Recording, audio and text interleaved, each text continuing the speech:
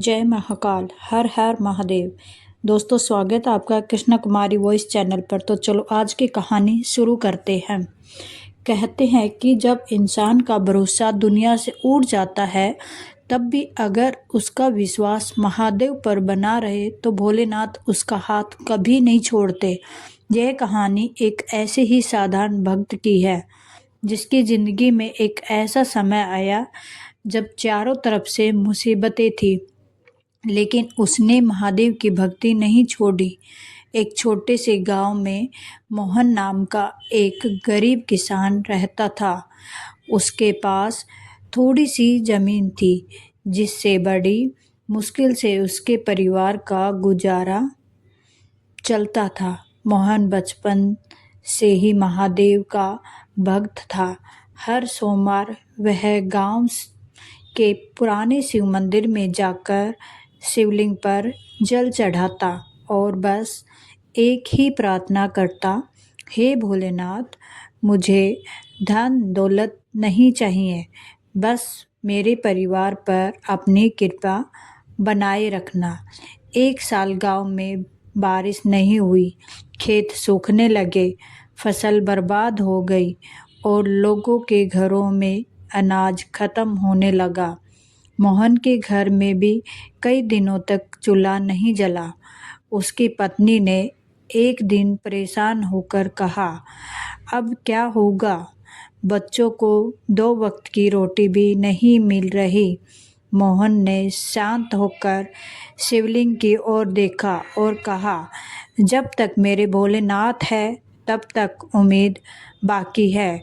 अगले सोमवार वह खाली हाथ मंदिर पहुंचा।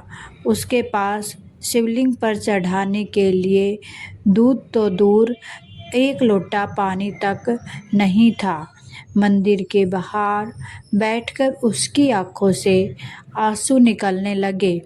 उसने हाथ जोड़कर कहा, महादेव, आज मैं आपको जल भी नहीं चढ़ा सकता, लेकिन मेरे पास जो कुछ है वह मेरा विश्वास है, इसे स्वीकार कर लेना।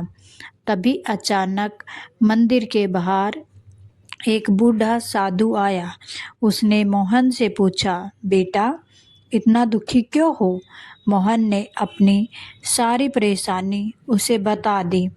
साधु मुस्कुराया और बोला, कल सुबह सूरज निकलने से पहले अपने खेत के पुराने कुएं के पास जाना। इतना कहकर साधु वहाँ से चला गया। मोहन ने सोचा कि शायद यह महादेव की ही कोई इच्छा है। अगले दिन वह सुबह सुबह खेत पहुंचा। कुएं के पास मिट्टी में उसे कुछ चमकता हुआ दिखाई दिया। उसने मिट्टी हटाई तो वह एक पुराना तांबे का पात्र मिला, जिसके अंदर कुछ बीज और एक छोटी सी पर्ची थी। पर्ची पर लिखा था, जिस धरती पर विश्वास से बीज बोया जाए, वहाँ मेहनत कभी व्यर्थ नहीं जाती। मोहन उन बीजों को लेकर गांव के एक बुजुर्ग किसान के पास गया। बुजुर्ग ने बीज देखकर कहा कि यह दुर्लभ बीज है और कम पानी में भी अच्छी फसल दे सकते हैं। मोहन ने उन्हें अपने खेत में बो दिया। उसने दिन रात मेहनत की और हर सुबह खेत में जाकर महादेव का नाम लिया। कुछ ही दिनों में उसके खेत में हरी भरी फसल दिखाई देने लगी, जबकि आसपास के खेत सूखे पड़े थे। धीरे धीरे उसकी फसल इतनी अच्छी हुई कि उसने अपने परिवार के साथ साथ गांव के कई गरीब परिवारों की भी मदद की। लेकिन कहानी का सबसे बड़ा चमत्कार अभी बाकी था। एक शाम वही बूढ़ा साधु फिर मंदिर के बाहर दिखाई दिया। मोहन दौड़कर उसके पास गया और बोला, बाबा, आपने मेरी जिंदगी बदल दी। मैं आपका धन्यवाद कैसे करूं? साधु मुस्कुराया और बोला, मुझे धन्यवाद मत दो। याद रखो, मैं तो सिर्फ एक माध्यम था।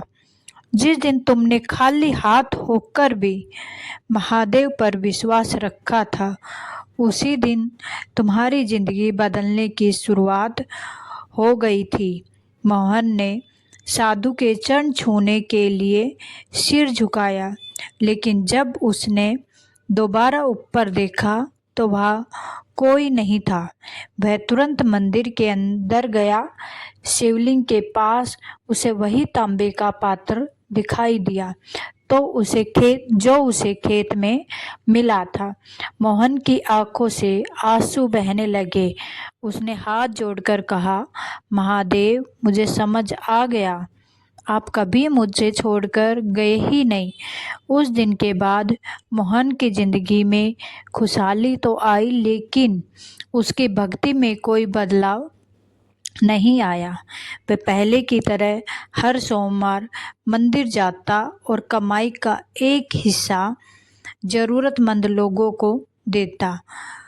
गांव वाले उससे पूछते कि तुम्हारे पास इतना सब कैसे आया, तो मोहन हमेशा एक ही बात कहता, महादेव से मांगने से पहले उनके ऊपर विश्वास करना सीखो, क्योंकि भोलेनाथ देर कर सकते हैं लेकिन अपने सच्चे भक्त का हाथ कभी नहीं छोड़ते। और शायद यही इस कहानी की सबसे बड़ी सीख है। भक्ति का मतलब ये नहीं कि हमारी ज़िंदगी में कभी मुश्किलें नहीं आएंगी। सच्ची भक्ति का मतलब है कि मुश्किलों के बीच भी हमारा विश्वास न टूटे। जब इंसान अपनी पूरी मेहनत करता है और परिणाम महादेव पर छोड़ देता है, तब उसके भीतर वह शक्ति पैदा होती है जो असंभव लगने वाले रास्तों को भी संभव बना देती है। इसलिए अगर आज आपकी ज़िंदगी में कोई भी परेशानी है, अगर आपको लगता है कि कोई रास्ता नहीं बचा, तो एक बार सच्चे मन से महादेव को याद करके देखिए और कहिए, हे भोलेनाथ, मुझे रास्ता नहीं दिख रहा, लेकिन मुझे विश्वास है कि आप रास्ता ज़रूर दिखाएंगे। हर हर महादेव। अगर हमारा चैनल वीडियो पसंद आए तो चैनल को सब्सक्राइब करना, वीडियो को लाइक करना। जय भोलेनाथ, हर हर महादेव। Thanks for watching.